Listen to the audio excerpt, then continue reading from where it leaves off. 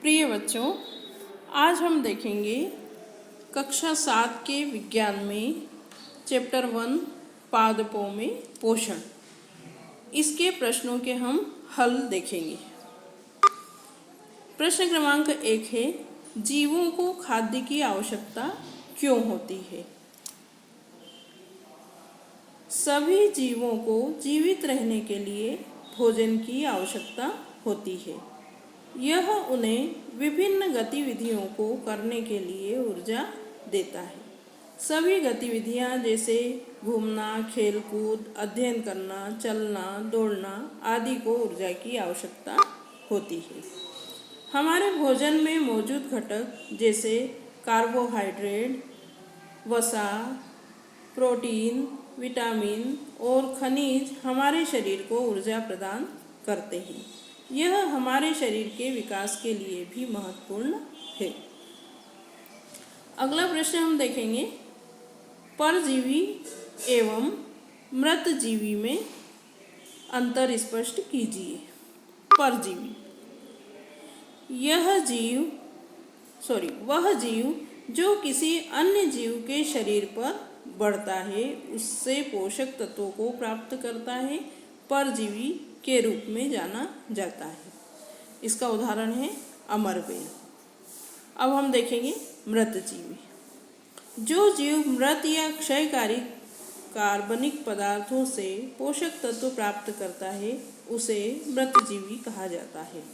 उदाहरण कवक और बैक्टीरिया। अगला प्रश्न है, आप पत्ती में मंड स्टार्च की उपस्थिति का परीक्षण कैसे करेंगे? तो इसके लिए हम देखेंगे, एक जैसे दो स्वस्थ हरे पौधों को लें, एक पौधे को लें और उसे अंधेरे कमरे में रखें ताकि उसका सारा स्टार्च निकल जाए। दूसरे पौधे को धूप में रखें। अभी प्रत्येक पौधे से एक पत्ता लें और उन पर आयोडीन के घोल की कुछ बूंदें डालें। अंधेरे कमरे में रखे पौधे की पत्तियों पर कोई नीला काला रंग नहीं दिखेगा। यह स्टार्च की अनुपस्थिति को इंगित करता है, अर्थात दर्शाता है। नीला काला रंग सूरज की रोशनी में रखे गए पौधे की पत्तियों पर देखा जाएगा। यह स्टार्च की उपस्थिति को इंगित करता है, अर्थात यह स्टार्च की उपस्थिति दर्शाता है। अगला प्रश्न है, हरे पादपों में खाद्य संश्लेषण का प्रक्रम संक्षिप्त में समझाइए या विवरण दीजिए। इसका आंसर है, प्रकाश संश्लेषण को उस प्रक्रिया के रूप में परिभाषित किया जाता है जिसमें क्लोरोफिल युक्त पादप कोशिकाएं सूरज की रोशनी की उपस्थिति में कार्बन डाइऑक्साइड और पानी का उपयोग करके कार्बोहाइड्रेट के रूप में भोजन सौर ऊर्जा संश्लेषित करती है। प्रकाश संश्लेषण के लिए आवश्यक स्रोत, पानी को पौधों की जड़ों से लिया जाता है और पत्तियों तक पहुंचाया जाता है। हवा से कार्बन डाइऑक्साइड पत्तियों में रंध्र नामक छोटे छिद्रों के माध्यम से प्रवेश करती है और क्लोरोफिल युक्त कोशिकाओं में फैलती है। सौर ऊर्जा का उपयोग पानी में हाइड्रोजन और ऑक्सीजन की प्राप्ति के लिए किया जाता है। यह हाइड्रोजन कार्बन डाइऑक्साइड के साथ संयुक्त होकर पौधों के लिए भोजन बनाने के लिए योग्य है, जिसका उपयोग अंततः जानवरों द्वारा किया जाता है।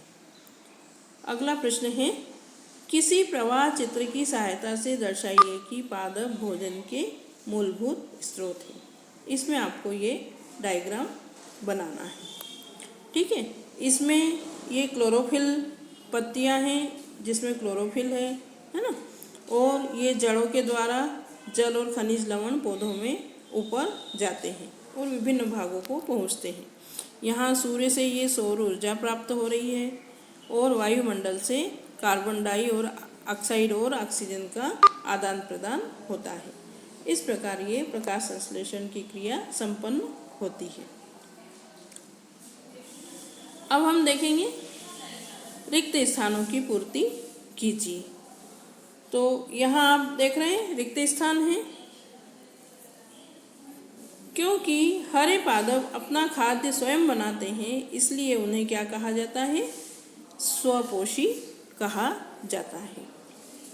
दूसरा है, पादपों द्वारा संश्लेषित खाद्य का भंडारण मंड या स्टार्च के रूप में किया जाता है। प्रकाश संश्लेषण के प्रक्रम में जिस वर्णक द्वारा सौर ऊर्जा संग्रहित की जाती है उसे क्लोरोफिल कहते हैं। फिर अगला है, प्रकाश संश्लेषण में पादप वायुमंडल से कार्बन डाइऑक्साइड लेते हैं तथा ऑक्सीजन O2 का उत्पादन करते हैं। अब हम अगला प्रश्न देखेंगे। निम्न कथनों से संबंध परिभाषित शब्द बताइए। पीत दुर्बल तने वाला परजीवी पादप अमरवेल। एक पादप जिसमें स्वपोषण एवं विषम पोषण दोनों प्रणालियां पाई जाती है, घटपर्णी। वे रंध्र जिनके द्वारा पत्तियों में गैसों का आदान प्रदान या विनिमय होता है, पर्णरंध्र। अगला प्रश्न हम देखेंगे, सही उत्तर पर सही का चिन्ह लगाइए। तो इसमें हम देखेंगे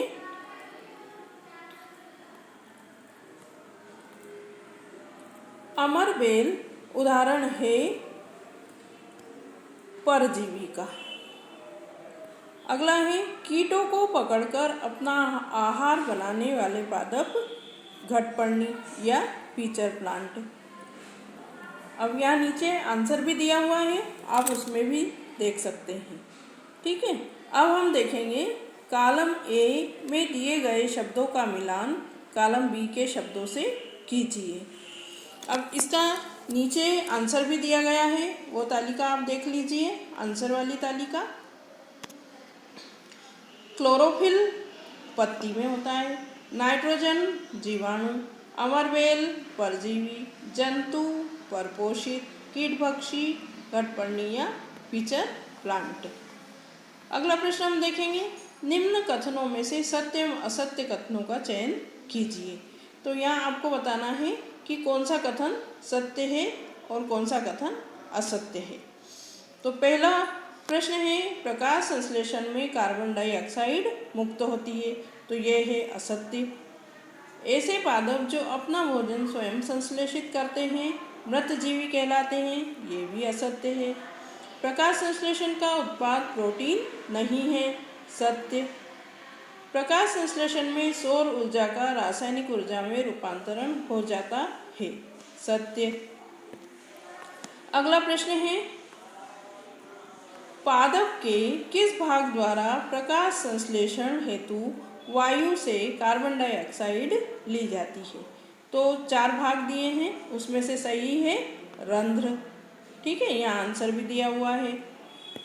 अगला प्रश्न है, वायुमंडल से मुख्यतः जिस भाग द्वारा कार्बन डाइऑक्साइड प्राप्त करते हैं वह कौन सा भाग है?